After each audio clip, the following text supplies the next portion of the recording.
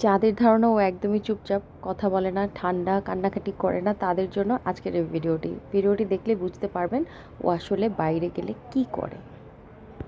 ও যেহেতু এখনও ছোট, তাই দূরে কোথাও নিয়ে যাওয়াটা এখনও আমার কমফোর্ট জোনের মধ্যে আসে নাই। তাই আশেপাশে যখনই সময় পাই ওকে নিয়ে একটু বেরিয়ে আসি। যেহেতু ও সারাদিন বাসায় একা একা থাকে, তাই ছুটির দিনগুলোতে একটু চেষ্টা করি ওকে নিয়ে বাইরে যাওয়ার। ইদানিং ওর কী যেন হয়েছে, ও আমাকে দেখলেই হাত পা ছোড়াছুড়ি করে একদম কোলে আসার জন্য অস্থির হয়ে যায়। তো এখানেও ঠিক তাই করছিল। আমার হাতে ফোন ছিল, কিন্তু ও বারবারই আমার কাছে আসার জন্য হাত বাড়িয়ে দিচ্ছিল।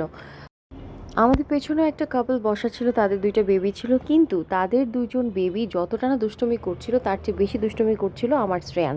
তাকে নিয়ে তো বসাই যাচ্ছিল না, অনেকটা সময় আমাকে হেঁটে আসতে হলো এবং ওর বাবা একা একা খাচ্ছিল।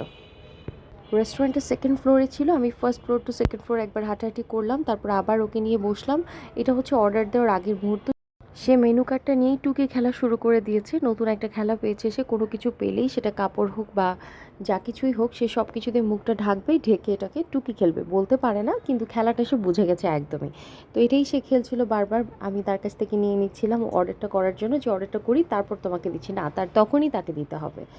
এই হলো অবস্থা। তারপর একটা সময় এসে সেই যে আমাকে ধরে এই যে একটা পাপ্পি দিল। আরও একটা নতুন জিনিস শিখেছে, সে একদম টেনে নিয়ে তার কাছে নিয়ে পাপ্পি দেওয়াটা। তো এটা ইদানিং সে বেশ কয়েকবারই করছে। এই তো তাকে নিয়ে সুন্দর একটি সন্ধ্যায় আমরা রিক্সায় ঘোরাঘুরি করে আসলাম। এবারে ওদের ডেকোরেশনটা দেখলাম একটু চেঞ্জ করেছে, শুধুমাত্র মিট বক্সের বক্স দিয়ে রেস্টুরেন্টটা ডেকোরেট করেছে। আইডিয়াটা কিন্তু খারাপ ছিল না। যাই হোক, থ্যাঙ্কস ফর ওয়াচিং। দেখা হবে অন্য কোনো ভিডিওতে। Till then take care and good night.